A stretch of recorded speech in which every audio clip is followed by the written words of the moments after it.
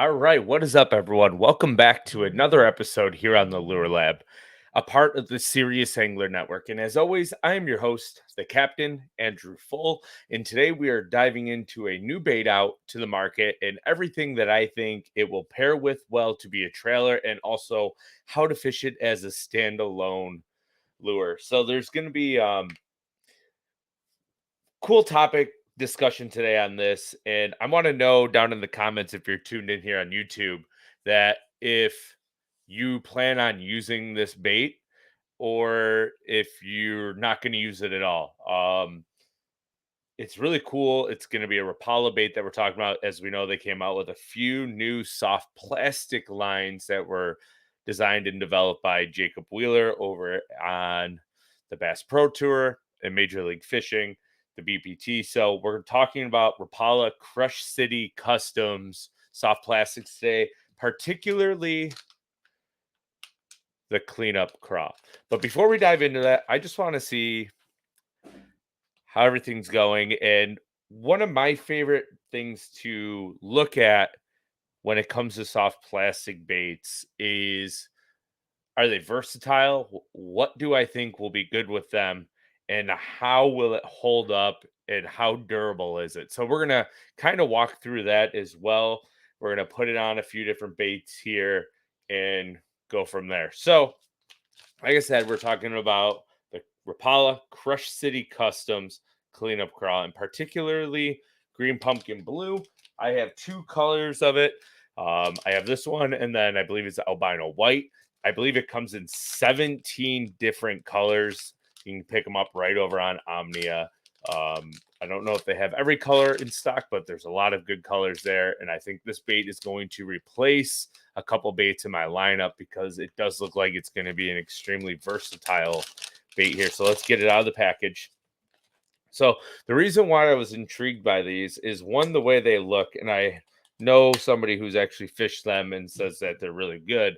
So that was the main reason. The first thing right out of the package I noticed, they have a great smell to them.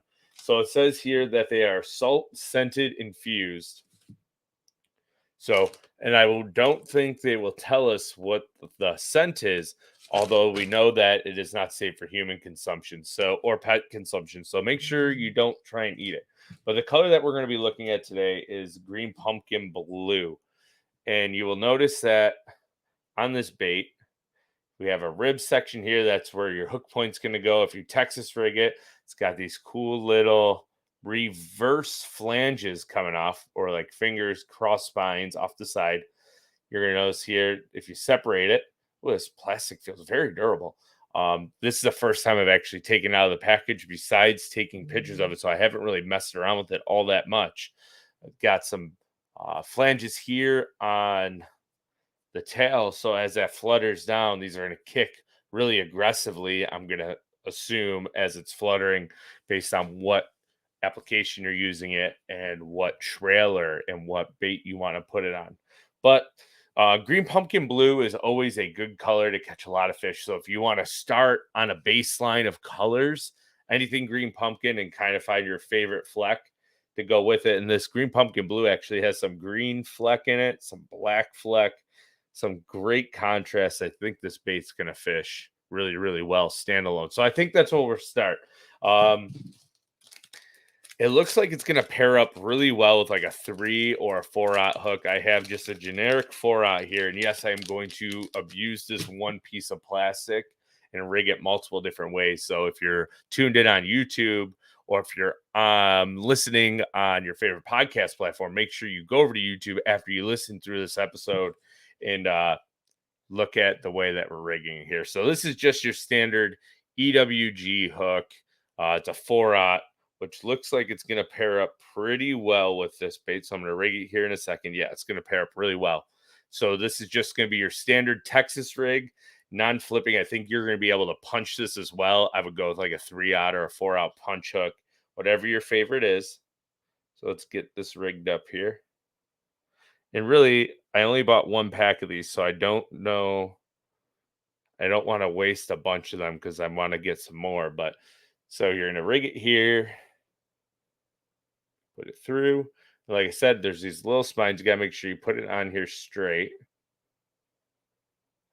Oh yeah, that looks good on a 4/0 hook. So this is what it looks like on a 4/0 hook without any line connecting, without Texas rig weight. But it's a bulkier piece of plastic. It's kind of thick through the center here.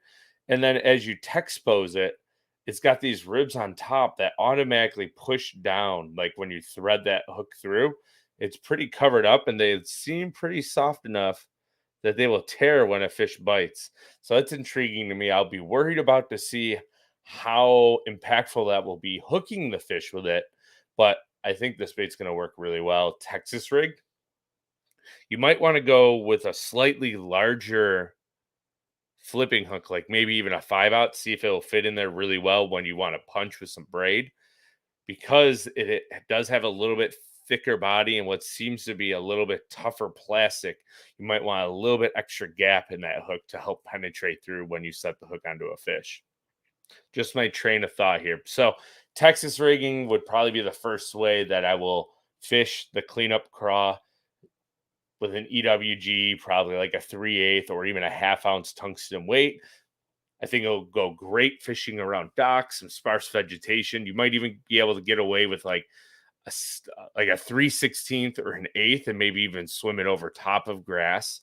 So that'll lead into the next thing here, right? So you can put it on a swim jig, or what a lot of people love to throw craw trailers on.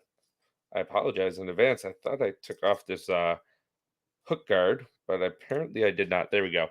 So this is that new evergreen, not evergreen, Z-Man original chatterbait. I believe it is the Evo. Yeah, the Evo chatterbait Elite Evo, which has all kinds of new upgraded specs. And we're going to talk about this one here on a Lure Lab episode here coming up. But so let's measure out our bait here and see which way we want to rig it.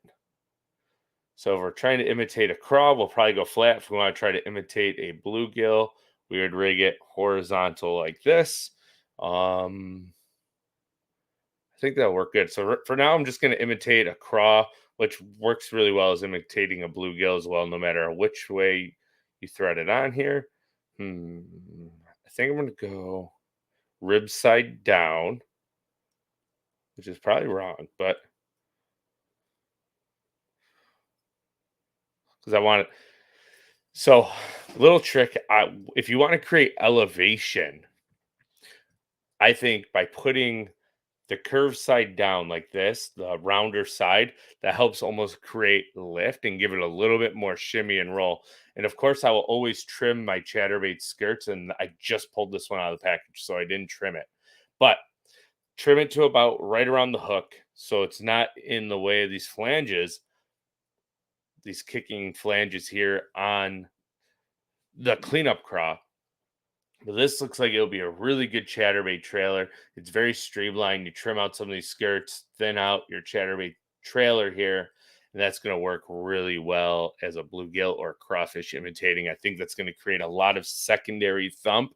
And because we rigged the bait upside down with the curved side to the bottom of the bait, that's going to help create a little bit more list and secondary action in that chatterbait. I think this is going to be a really good chatterbait craw for those who like to put a crawfish bait on the back of their chatterbait.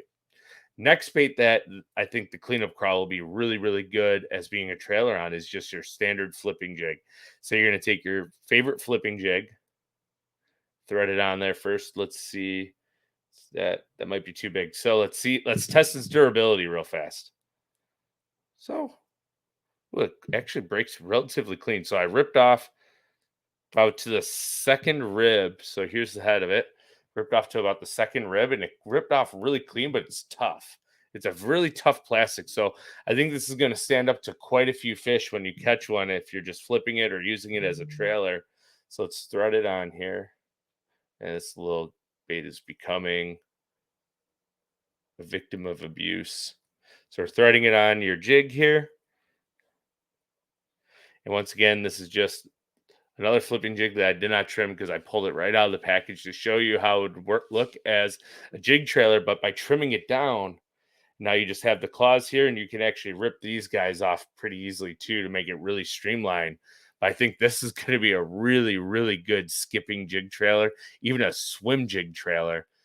With the swim jig, because you have these flanges, you have to be cognizant, and that's going to cause your bait to rise up and run really high in the water column. And I think this is going to be something that replaces like a zoom. I can't think of the name of the bait right now. The speed craw, like the ultra vibe speed craw. I think this could be something, or reaction innovation twerk. It's kind of got a similar profile to that.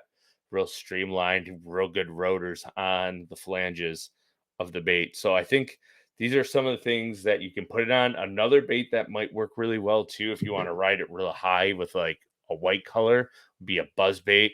It'll work as a really good bed bait. It's going to have a lot of secondary action as it sits there because of the ribs and the kicking part of the tail. Oh, that's one thing I just noticed as we're looking at it here. Um, on a lot of other baits on the market, you will notice that these kickers on the back of the bait will be the same length. And what Rapala did here, and I'm assuming Jacob Wheeler made them two different sizes. So when this bait hits the ground, it's going to cause not just a good kicking motion, it's going to be an uneven kicking motion to make it look even more natural. But that may also allow these to fall to the side slightly. I think that's going to create a little bit more even, more, I guess it'd be an even,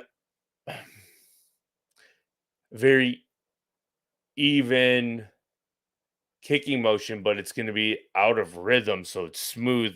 So it's going to look more lifelike, more natural, more unmechanical. So a non-mechanical kicking.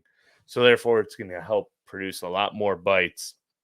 Now I want to talk about setups, like universal setups that you can use with this bait, and a lot of these like jigs, swim jigs, buzz baits, flipping. An expensive combo that I'll use is and I've talked about it in another episode, is probably my new favorite bait casting reel is a Zillion SV in 8.5 is about the speed I use all the time when I'm flipping sparse grass or skipping docks. And then Alpha Angler Zilla, which is going to be a 7.3 medium heavy all around rod. You can throw swim jigs on it. You can throw chatterbaits on it. If you're up tight to cover, you can throw a jig. You could Texas rig. You could throw braid. It's going to be the best multiverse rod. If you want something that is a little bit on the higher end, you can go pick it up, cast it around, have ultra smooth reel, make really long casts, good smooth skips. That would be that setup that I would use. Now, on a cheaper side, I'm going to pull it in here. The reel first I will use is going to be like a 7.2 or an 8 geared SLX. They're about $99. And then the rod I would pair it with is going to be the 7.3 or the 7 foot Dobbins rods Fury casting. So I've used a lot of Fury products back in the day. They're great rods for the price point, $129. Can do just about anything you want with those rods, from the same thing as I mentioned with the Alpha Angler Zilla. You can flip, you can pitch, you can throw a spinnerbait, a swim jig, a frog, flip this standalone. It's going to help you put a lot of fish in the boat.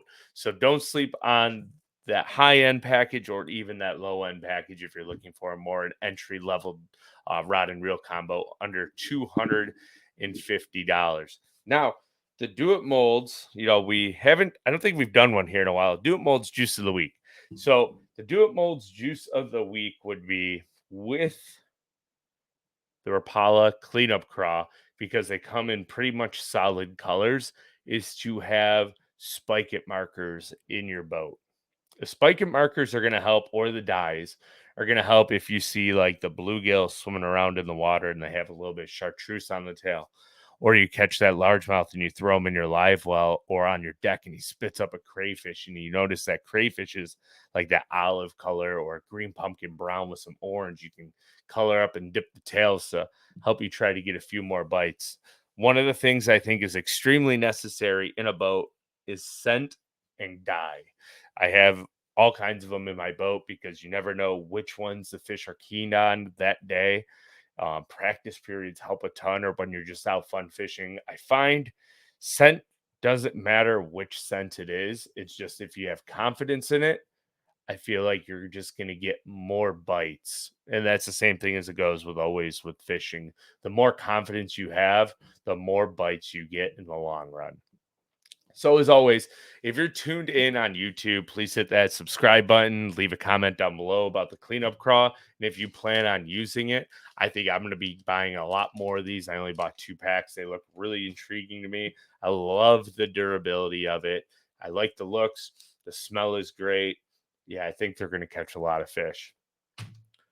2, if you're on Spotify or Apple Podcasts or whatever podcast platform you're tuned in and listening on, please leave us a review if you can do so. We appreciate it as always. And if you want to, down in the description, hit that Serious Angler link to help support us on the show. We greatly appreciate by you just leaving a thumbs up, subscribing. But you can also, if you're huge fans of the show, you go check out our apparel section that we have and sign up for our newsletter that we try to get out on a weekly basis. Bailey is in charge of that. He does a great job between working and then the whole podcast platform. The guy is an animal, and I appreciate him daily. And same with Deacon. Be on the lookout for next week's episodes, and we will see you then.